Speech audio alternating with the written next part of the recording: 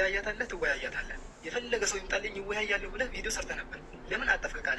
አዎ ይወያያታል። እሱ በገዛ ምላሱ ነው ያለምንም ገደብ ማንኛውም ሰው የሑሱን ኢዕቲቃድ ያለ ሰው ማንኛውም ሰው ይሁን መጥቶ ከኔ ጋር ይወያይ ብሎ ያቀረበው እሱ ነው። በገዛው ምላሱ ነው ጭሮ ማረጃውን ያወጣው ማለት ነው። መጀመሪያ ላይ ሊታይ ያለ ሰው ሁሉም መጨረሻው ደብቁኝ ያስከትላል የሚባል ማለት እንደዛ አይነቱ ነው። ራሱን ሼክ ነኝ ሙስሊም ነኝ በሚል ራሱን ይቆጥራል። المسلمون على شروطهم ነብዩ ሰለላሁ ዐለይሂ ወሰለም ሙስሊሞቹ በመስፈርታቸው ይገኛሉ ነው የሚሉት። መጀመሪያ ያለምንም ገደብ ያለምንም መስፈርት ማንኛውም ሰው ብለህ አስቀምጠህ አሁን ዳር የሚያስከድህ ነገር የለም። እውነት ይያለሁ ትክክለኛ መንገድ ላይ ነኝ ያለሁት የምትል ከሆነ ቃል በገባው መሰረት ማስጠንቀቂያ ለክርስቲያን ወገኖቻችን ወሃቢያ ቤት ገብታችሁ ስለ እስልምና ምንም አይነት ጥያቄ እንዳትጠይቁን፣ እስልምና መቀበል እንፈልጋለን እንዳትሉ። ምክንያቱም እስካላችሁ ወሃቢያዎች ሙስሊም አይደሉም፣ ፍጡር አምላክ እንጂ እጅ ያለው እግር ያለው የሚስቅ የሚሮጥ የሚደላደል ባት ያለውን ፍጡርን እንጂ ፈጣሪን ፈጽሞ አይደለም የሚያመልኩት። እኛ ሙስሊሞች ጥሪ አድርገናል። የአህባሿን በሂማ እንደሰማችኋት ክርስቲያን ወገኖቻችንን ሙስሊሞች ቤት አትሂዱ ብላችኋለች። እንዴት ነው የሚያምኑሽ? አንቺ ቁርአን አትገልጪ፣ ሐዲስ አትገልጪ፣ ኢቭን መዝሐብሽ ምን እንደሆነ አታቂውም። የመዝሐቦችሽን መጽሐፍት አትገልጪም፣ መጽሐፍ ቅዱስን አትገልጪም። እንዴት አምነውሽ ነው ክርስቲያኖች አንቺን ሰምተው የሚቀሩት? እኛ ቁርአን እንገልጣለን፣ ሐዲስ እንገልጣለን፣ መጽሐፍ ቅዱስ እንገልጣለን፣ መዝሐብ እንገልጣለን፣ ታሪክ እንገልጣለን፣ እናስተምራለን። ለምሳሌ እኔ መጽሐፍ ቅዱስ ገልጬ ላሳያችሁ። በሉቃስ ወንጌል ምዕራፍ 11 አንቀጽ 20 ላይ ኢየሱስ ክርስቶስ ለደቀ መዛሙርቱ በእግዚአብሔር ጣት አጋንንትን የማወጣ ሲሆን ሲላቸው ደቀ መዛሙርቱ ምን አይነት ጣት ነው ብለው አልጠየቁም። ኢየሱስም ምሳሌያዊ አነጋገር ነው ወይም በአህባሸኛ ቋንቋ ሰምና ወርቅ ነው ብሎ አልመለሰላቸውም። ደቀ መዛሙርቱ ከኢየሱስ በቀጥታ ነው ጣት የሚለውን የተቀበሉት። ኦኬ መጽሐፍ ቅዱስ ላይ እግዚአብሔር የሚስቀውን የሚሮጠውን የእግዚአብሔርን እጅ እግር ጣት ቀጥታ ነው የተቀበሉት ደቀ መዛሙርቱ። እኛም እንደ ክርስቶስ ደቀ መዛሙርት ቁርአንና ሐዲስ ላይ የመጡትን ቀጥታ እንቀበላለን። ለምሳሌ ያክል በሱረቱ ሳድ አንቀጽ 75 ላይ አላህም ኢብሊስ ወይ በሁለት እጆቼ ለፈጠርኩት ከመስገድ ምን ከለከለህ የሚለውን የአላህ ቃል ለሱሐቦች ሲያነቡ ነብያችን መሐመድ አለይሂ ሰላቱ ወሰለም ሱሐቦች የምን እጅ ነው ብለው አልጠየቁም። ነብዩ መሐመድ አለይሂ ሰላቱ ወሰላምም ምሳሌያዊ አነጋገር ነው ሰምና ወርቅ ነው ብለው ተዕዊል አድርገው ወይም ጠምዝዘው አልመለሱላቸውም። ሱሐቦችም አልጠየቁም፣ ነብዩም ቅርጽ አልቀየሩም። ከአላህ የመጣላቸውን ቀጥታ ለሱሐቦች አስተማሩ። ሱሐቦች ቀጥታ ትምህርቱን ወሰዱ። ስለዚህ አላህ በነብያት በኩል ለኛ አምላክ በነብያት በኩል ለኛ የሚያመጣው ቀጥታ እሱ በፈለገበት ልክ ነው። ቀጥታ እሱ በፈለገበት ልክ እንቀበላለን እንጂ እጅ የሚል ነገር ስናይ ፈርተንና ደንብረን ተደናግጠን የፈሪ ሩጫ በመሮጥ እጅ ብሎ ማለት እንዲህ ነው እንዲያ ነው አንልም። እኛ የነብዩ መሐመድ አለይሂ ሰላቱ ወሰላም እና የነብዩ ኢየሱስ ክርስቶስ ተከታዮች እስከሆነ ድረስ ነብዩ መሐመድና ኢየሱስ ክርስቶስ ያስተማሩትን ደቀ መዛሙርቶቻቸው የተቀበሉትን ቀጥታ እንቀበላለን። ሸር ለፈሪ ማህበረሰብ መዝሙረ ዳዊት ምዕራፍ 37 አንቀጽ 13 ላይ እግዚአብሔር ይስቃል ተብሎ ተቀምጧል። እግዚአብሔር ይስቃል ብለው ነብያት እነ ዳዊት ሲያስተምሩ ህዝቡ ለምን ይስቃል እንዴት ይስቃል ሳውቁ በእኛ አይነት ጥርስ ነው ወይ ብለው አልጠየቁም። ነብያትም እነ ዳዊትም ሰምና ወርቅ ነው እንደዚህ ነው የሚጠመዘዘው እንደዚህ ነው የሚተረጎመው አላሉ።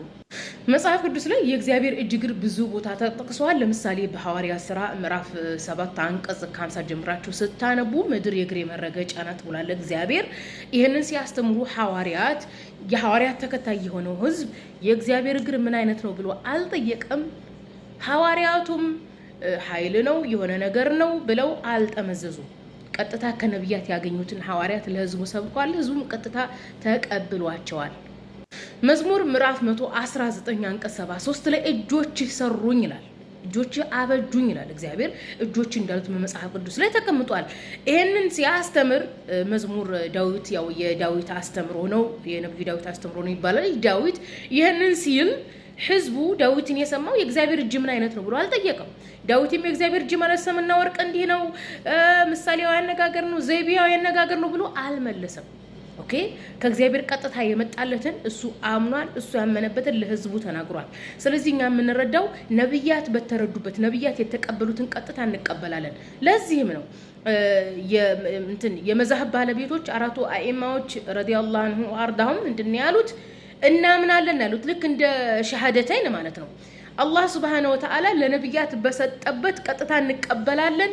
አላህ በፈለገበት ነው። ለነብያት እንግዲህ አምላክ እንደሚሰማ እንደሚናገር እንደሚያይ በነብያት በኩል የተናገረው ያንን ነገር ነብያት እንዲያውቁት እኛ እንድናውቀው ስለፈለገ ነው። ስለዚህ አምላክ እንድናምን በፈለገበት ልክ ነው እንጂ የምናምነው በፍራቻና በግሪክ ፍልስፍና ወይም በኮከብ ቆጣሪ አመለካከት ይሄንን እንቀበልም። ሰምና ወርቅ ነው ምሳሌ ያነጋገር ነው አንልም። ስለዚህ ክርስቲያን ወገኖቻችን አያምኑሽም በሂ እችን ምላሰራጅም አረብ ያነሳስ ሴትዮ ሲስሙ ሁሱም አስፈልግም ከኔ ጋራ መወያየት የሚፈልግ መወያየት ይችላል ብለ ቪዲዮ ሰራሁ አንተ አይደለ እንዴ ሰውዬ? እና ታዲያ ውስጥ መስመርህ ለምን ደሞ ከፍተው ስናናግርህ ምላሽ መስጠት ግዴታ አለብህ። እዚህ ጋር መታችሁ ቪዲዮ ትሰራላችሁ፣ በውስጥ መስመር ሲያናግሯችሁ ግን መልስ የለም። እንደዚህ አይነት ቁማር አይሰራው። ገባህ አይደለ? እንደዚህ አይነት ቁማር አይሰራው። ተቀብለሃል ጥሪውን፣ ከዛም በኋላ በውስጥ መስመር ታናግራለህ።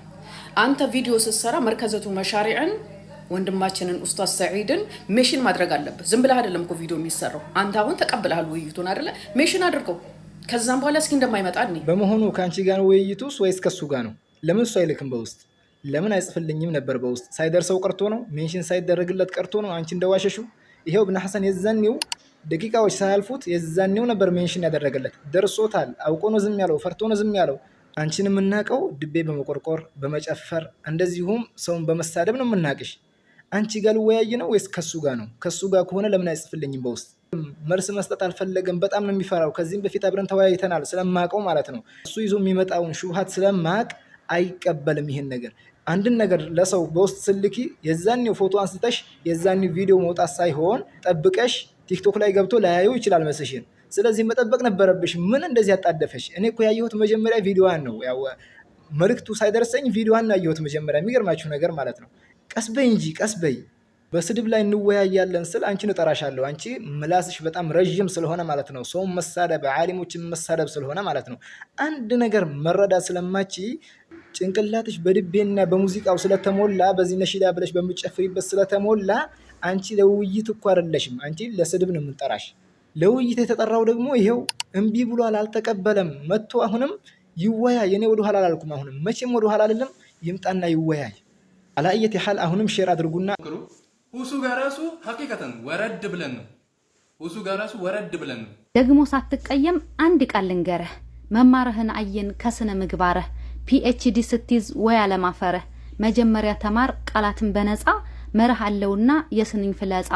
ቆም ብለህ መጥን ሐሳብህን ሰብስብ። ልዩ ቃላት ምረጥ በቀኝ በግራ አስብ። ከዚያ ተረጋግተህ ቃላትህን ኮልኩል። ሐሳብህን ሳትገልጽ ለስድብ አትቸኩል። ሰበር ዜና ትላንትና ምሽት ላይ እስልምናን ወክላለሁ ብሎ ለውይይት የቀረበው ግለሰብ ሁሱ እስልምናን እንደማይወክል ሊታወቅ ይገባል። እሱ የሚያመልከው አምላክ በፍጹም እስልምና ላይ የሌለ ነው። እስልምናን ስለማይወክል ከዚህ ቀደም ከሐቅ ባለቤቶች የውይይት ጥሪ ተደርጎለትም ውይይቱንም በድጋሚ ሰበር ዜና ተሰምቷል። የአላህ አንድነትና ማንነት እንዲሁም የነብዩ አለይሂ ሰላቱ ወሰለም ማንነት ሲወራ የሚያንገሸግሻቸው እነዚህ አህባሽ የተባሉ አንጃዎች ሙስሊም መሆናቸው ያጠራጥራልም ተባለ። እነዚህ ሐቁ ባጢሉ ደግሞ ሐቅ መስሎ የሚታያቸው አህባሾች የሚያመልኩት አምላክ አለ ብለው የሚያምኑት ነገር ግን የት እንዳለ የማያውቁም ናቸው። አላህ እንዳለ ካመናችሁ የት እንዳለ ግን ካላወቃችሁ የሚታመልኩት አምላክ የለም ማለት ነው። ነገር ግን እኛ ፈውቀል ዓርሽ ያለውን አላህን እናመልከዋለን፣ እንገዛለታለን። ሰላማዊ መንገድ ይህና ይህ ብቻ ነው። ወላሂ ሐቂቃውን ለማውራት አንቺ የሐቅ ባለቤት የምትያቸው ሰዎች ግልጽ በሆነ ባጢል ውስጥ ናቸው። በዛች መራራ በሆነችው ጫት በምትባል ቅጠል ሰዓታቸውን የሚገሉ ከቁርአንና ከሐዲስ ይልቅ የሼሆቻቸውን ተራ መጽሐፍ የሚከተሉ አላህ ለራሱ ያጸደቀውን ነገር የማያጸድቁ ነብዩ አለይሂ ሰላቱ ወሰላም ስለ አላህ የተናገሩትን ነገር የማይቀበሉ ሙጀሲሞችም ናቸው። በትክክለኛው የእስልምና እምነት ጭፈራ እንደማይቻል እንደማይፈቀድ የታወቀ ነው። ነገር ግን እነዚህ ጀማዎች ከመስጂድ ውጭና በመስጂድ ውስጥ ጭፈራቸውን እየጨፈሩ ጫታቸውን እየበሉ ድባቸውን እየደነቡ ሲጨፍሩም ይስተዋላል። ጭፈራን የሚጨፍር ጫትን የሚበላ ቁርአንን የማይቀበል ሐዲስን የሚቃወም ሰለፎችን የሚኻሊፍ ውዶችዬ አህባሾች ጉዳቸው ሊፈላ ነው። ሁሱ አትበሉ። ሁሱ ለእናንተ አይመጥናችሁም። ከእናንተ ጋር ከሚመጥናችሁ ጋር ሰው ጋር ትወያያላችሁ። አዎ ብዙ ወንድሞች እንወያያለን፣ ንግጠሙ ተብላችኋል። ኢንሻአላህ ውይይቱን በዚህ ቻናል ለለቀዋለሁኝ። ይህንን ቻናል ሰብስክራይብ ያላደረጋችሁ ሰብስክራይብ አድርጉ። ይህን ቪዲዮ እስከ መጨረሻው የሰማችሁ ሰምተናል ብላችሁ ኮሜንት ላይ ጻፉልኝ። የአህባሾቹ ውርደት ገና ይቀጥላል ማለት ነው። ትዋረዳላችሁ። ሰሞኑን እንግዲህ ሁሱ ላይ ዘምታችሁበት ነበረ። አሁን እስኪ ይታይ ነው አቅማችሁ ማለት ነው። አቅማችሁ ተፈትሾ ደግሞ እኔ ጋር ትመጣላችሁ ብሏችኋልና ይታያል ጉዳችሁ።